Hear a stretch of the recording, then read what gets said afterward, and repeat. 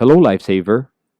You are about to take the module on post cardiac arrest care, your sixth module for the Advanced Cardiac Life Support Training course of the Philippine Heart Association.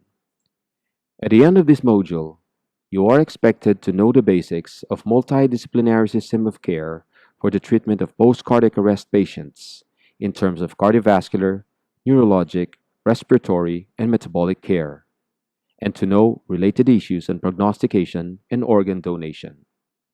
Here is the outline for this module. Cardiac arrest can result from many different diseases. Regardless of cause, the hypoxemia, ischemia, and reperfusion that occur during cardiac arrest and resuscitation may cause damage to multiple organ systems. The severity of damage can vary widely among patients and among organ systems in an individual.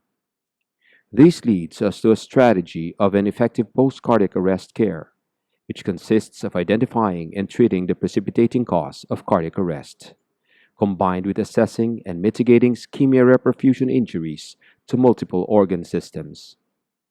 Next, we talk about multidisciplinary system of care. Care must be tailored to the particular disease and dysfunction that affect each patient.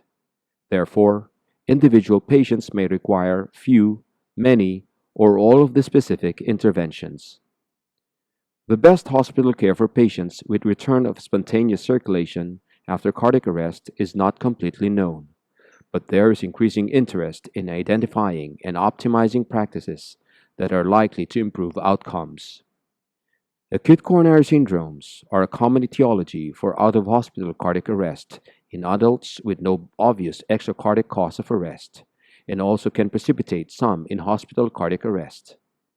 In the acute setting, you need to obtain a 12-lead ECG as soon as possible after return of spontaneous circulation to identify if acute ST elevation is present, and to perform urgent coronary angiography with prompt recanalization of any infarct-related artery in select post-cardiac arrest patients in whom ST segment elevation was identified. Post-cardiac arrest patients are often hemodynamically unstable. This happens due to various reasons that include the underlying etiology of the arrest as well as ischemia reperfusion injury from the arrest. Management of these patients can be challenging, and optimal hemodynamic goals remain undefined. Target-specific mean arterial pressure or systolic blood pressure as part of the bundle of post-resuscitation interventions could not be identified, although published protocols targeted a systolic blood pressure of greater than 90 millimeters mercury or a mean arterial pressure goal of greater than 65 millimeters mercury. Targets for other hemodynamic or perfusion measures like cardiac output, mixed or central venous oxygen saturation, and urine output likewise remain undefined in post-cardiac arrest patients. To deal with the hemodynamic instability, vasoactive drugs may be administered after a return of spontaneous circulation to support cardiac output. Blood flow to the heart and brain must be adequate. Drugs may be selected to improve heart rate, myocardial contractility, or arterial pressure, or to reduce afterload through vasodilation. The 2010 guidelines strongly advised induced hypothermia for the subgroup of post-cardiac arrest patients. In the 2015 guidelines, the term targeted temperature management has been adopted to refer to induced hypothermia as well as to active control of temperature at any target. Induced hypothermia consists of controlled reduction of patient's core temperature with predefined therapeutic goals. Why do we induce hypothermia? Studies have established that targeted temperature management significantly improves rates of long-term neurologically intact survival, and it has been considered as one of the most important clinical advancements in the science of resuscitation. In doing targeted temperature management, use the core temperature instead of the surface temperature. Such methods include continuous rectal temperature monitoring, esophageal, bladder, and central body temperature.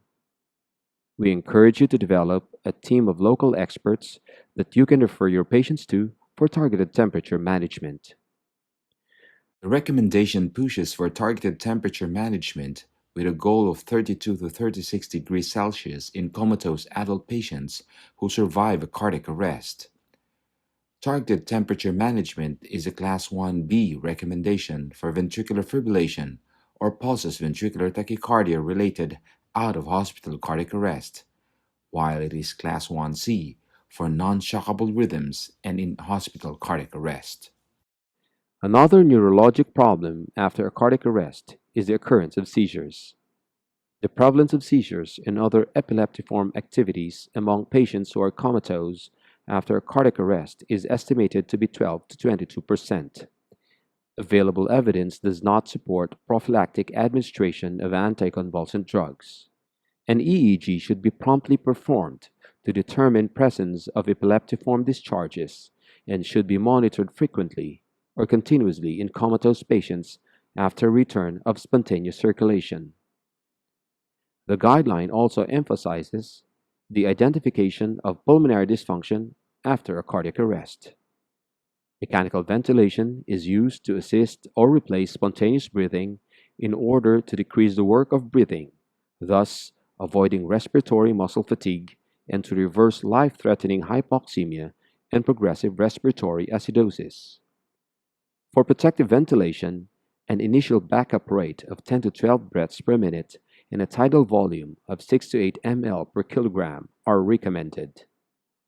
Normocarbia with an end-tidal carbon dioxide of 30 to 40 millimeters mercury or pulmonary arterial carbon dioxide of 35 to 45 millimeters mercury is a reasonable goal unless patient factors prompt more individualized treatment.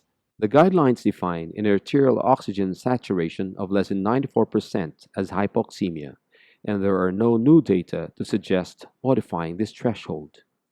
Episodes of hypoxia that can add to organ injury should also be prevented. Shortly after return of spontaneous circulation, patients may have peripheral vasoconstriction that makes measurement of oxyhemoglobin saturation by pulse oximetry difficult or unreliable.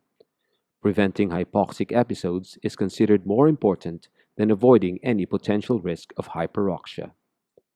To avoid hypoxia, use the highest available oxygen concentration until arterial oxyhemoglobin saturation or the partial pressure of arterial oxygen can be measured. When resources are available to titrate the FiO2 and to monitor oxyhemoglobin saturation, decrease the FiO2 when oxyhemoglobin saturation is 100%. Oxyhemoglobin saturation can be maintained at 92 to 98%.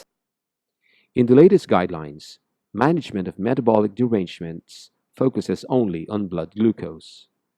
For hyperglycemic critically ill patients, a blood glucose target of 140 to 180 milligrams per dl is recommended, rather than a more stringent like 80 to 110 milligrams per dl or a more liberal target like 180 to 200 milligrams per dl.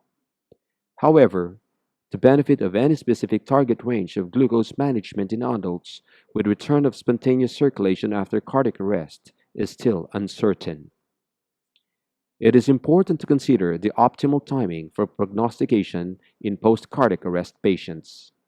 In 2015, the ILCOR task force evaluated the timing of prognostication for patients receiving targeted temperature management and for those not receiving it. Immediate prognostication post-cardiac arrest is not recommended. The earliest time to prognosticate a poor neurologic outcome using clinical examination in patients not treated with targeted temperature management is 72 hours after cardiac arrest, but this time can even be longer after cardiac arrest if the residual effect of sedation or paralysis is suspected to confound the clinical examination.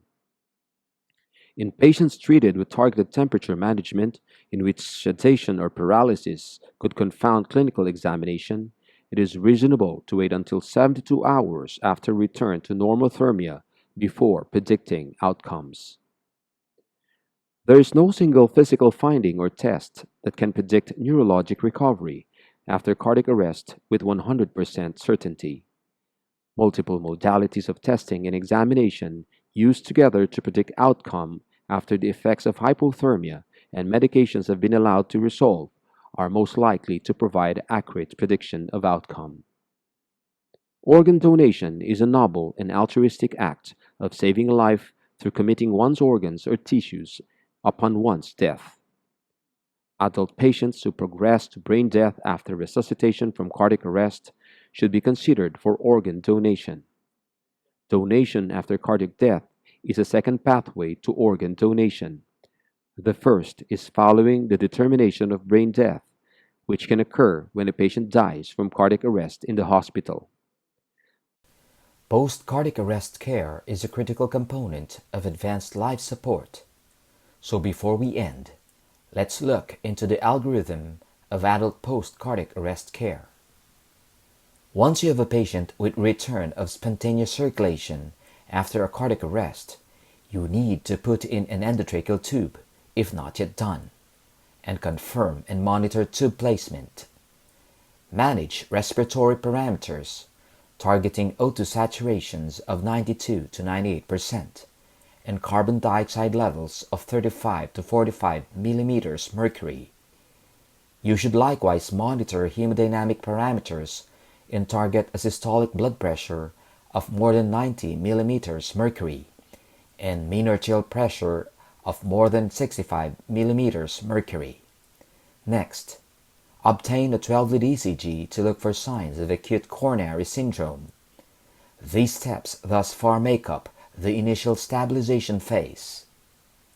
Next, manage accordingly should there be signs of ST elevation acute coronary syndrome, unstable cardiogenic shock, or need for mechanical circulatory support. Next, determine if the patient can follow commands. Should a patient be unable to, initiate targeted temperature management and consider obtaining neuroimaging and EEG monitoring on top of other critical care management before proceeding to the next step. However, if the patient can follow commands, proceed immediately at managing reversible causes of arrest, as summarized by the 5 H's and 5 T's. Seek additional expert consultation as necessary. This second half of the algorithm constitutes the phase of continued management and additional emergent activities. For the key points, comprehensive treatment involves multidisciplinary approach. Goal is intact neurological survival. Do not prognosticate early, and consider organ donation. Thank you for listening. You can now proceed to the next module on acute coronary syndrome.